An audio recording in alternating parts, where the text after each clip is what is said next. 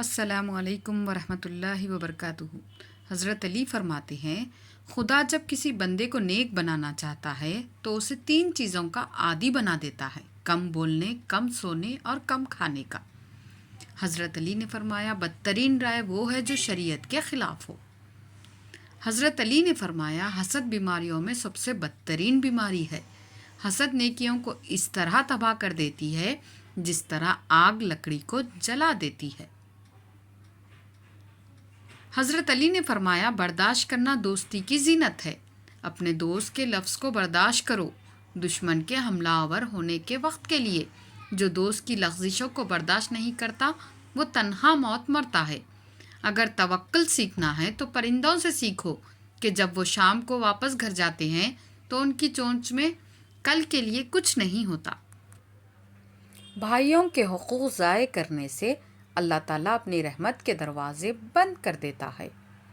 برائی کرنے والے کے ساتھ بھلائی کرنا ایمان کے کامل ہونے کی علامت ہے۔ اگر کوئی آپ کی فکر کرتا ہے تو اس کی قدر کرو، کیونکہ دنیا میں تماشائی زیادہ اور فکر کرنے والے بہت کم ہوتے ہیں۔ جو لوگوں کے عیبوں کو کریدنا چاہتا ہے اسے چاہیے کہ اس کی ابتدا خود اپنی ذات سے کرے۔ جو شخص موت کا منتظر ہے تیزی کے ساتھ نیکیوں کی طرف دوڑتا ہے۔ ویڈیو پسند آئے تو ویڈیو کو لائک اور شیئر کرنا نہ بھولیے اور کمنٹ کر دیجئے جس سے کہ ہماری ہمت افزائی ہو، اور چینل پر پہلی بار آئے ہیں تو چینل کو سبسکرائب کرنا نہ بھولیں۔ کسی کی مدد کرتے وقت اس کے چہرے کی جانب مت دیکھو، ہو سکتا ہے اس کی شرمندہ آنکھیں تمہارے دل میں غرور کا بیج بو دے۔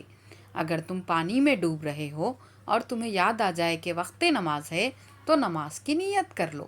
کسی انسان کو دکھ دینا اتنا آسان ہے جتنا سمندر میں پتھر پھینکنا، مگر یہ کوئی نہیں جانتا کہ وہ پتھر کتنی گہرائی میں گیا ہے۔ اگر کوئی تم کو صرف اپنی ضرورت کے وقت یاد کرتا ہے تو پریشان مت ہونا، بلکہ فخر کرنا کہ اس کو اندھیروں میں روشنی کی ضرورت ہے اور وہ تم ہو۔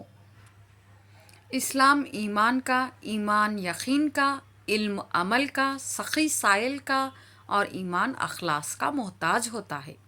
اگر کسی انسان کا یقین ہماری ولایت پر ہو تو یہ اس کی 1000 سال کی عبادت سے افضل ہے۔ حضرت علی نے فرمایا، موت کو ہمیشہ یاد رکھو مگر موت کی آرزو کبھی نہ کرو۔ اگر تمہاری ہمت اتنی بلند ہے کہ لوگوں کی اصلاح کرنا چاہتے ہو تو پہلے اپنے نفس کی اصلاح کرو۔ دکھ میں کبھی بھی پچھتاوے کے آنسو نہ بہاؤ، کیونکہ تم بہت خوش نصیب ہو جس کو اللہ نے آزمائش کے قابل سمجھا ہے۔ مزید ایسی معلوماتی ویڈیوز دیکھنے کے لیے ویڈیو کو لائک اور شیئر کیجیے، اور چینل پر پہلی بار آئے ہیں تو چینل کو سبسکرائب کر دیجیے اور ہماری ہمت افزائی کیجیے۔ جزاک اللہ۔